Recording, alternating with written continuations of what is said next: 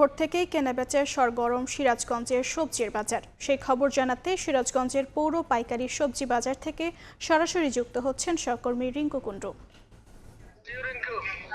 ভোর থেকে কিন্তু ক্রেতা বিক্রেতার ভিড়ে হাকডাকে জমজমাট হয়েছে সিরাজগঞ্জের পৌর পাইকারি সবজি বাজার। আমরা দেখছি যে আজকে শীতকালীন যে সবজি সহ অন্যান্য যে সবজি রয়েছে সেগুলো কিন্তু সরবরাহ অনেকটাই বেড়েছে, যে কারণে গত 2 দিনের তুলনায় অর্থাৎ রমজানের শুরুতে যে দাম ছিল সেই তুলনায় আজকে কিন্তু অনেক কিছু কিছু সবজির দাম কমেছে। যেমন আমরা যদি বলি যে লেবুর দাম সেটি ছিল কিন্তু 50 থেকে 60 টাকা হালি, সেটি কিন্তু কমে 30 থেকে 40 টাকা হয়েছে। এছাড়া অন্যান্য যে সবজির দামগুলো রয়েছে সেগুলো কিন্তু অনেকটাই স্বাভাবিক রয়েছে।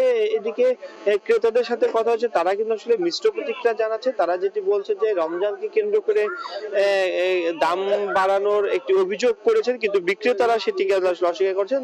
বিক্রেতারা যেটি বলছে যে সরবরাহ সব ধরনের সবজির সরবরাহ কিন্তু আসলে বেড়েছে, যে কারণে তাদের কিন্তু এই সবজির দামও একটু আসলে কম রাখছে তারা, সেটি আসলে আমাদেরকে জানাচ্ছিলেন। আমি যদি একটু বলি যে আজকের যে বাজার দরটি রয়েছে, আমরা দেখছি যে টমেটো বেশ ভালো আমদানি সরবরাহ বেশ ভালো বেড়েছে, এবং সে কারণে কিন্তু আমরা যেটি দেখছি যে এই যে টমেটোর কেজি বিক্রি হচ্ছে 35 থেকে 40 টাকা কেজি দরে, এবং অন্যান্য যে সবজি রয়েছে আমি যদি বলি যে বেগুন বিক্রি হচ্ছে 45 থেকে 50 টাকা, কাঁচা কলা বিক্রি হচ্ছে, কাঁচা মরিচ বিক্রি হচ্ছে 80 থেকে 90 টাকা, আলু বিক্রি হচ্ছে 12 থেকে 13 টাকা, পেঁয়াজ বিক্রি হচ্ছে 32 থেকে 35 টাকা, আদা বিক্রি হচ্ছে 100 থেকে 110 টাকা। এবং এই সবজি বাজারটি সবচেয়ে বড় পাইকারি বাজার, এবং এখান থেকে আসলে ব্যবসায়ীরা, যারা খুচরা ব্যবসায়ী রয়েছে, তারা এখানে পাইকারি দামে সবজি কিনে নিয়ে বিভিন্ন হাট বাজার আসলে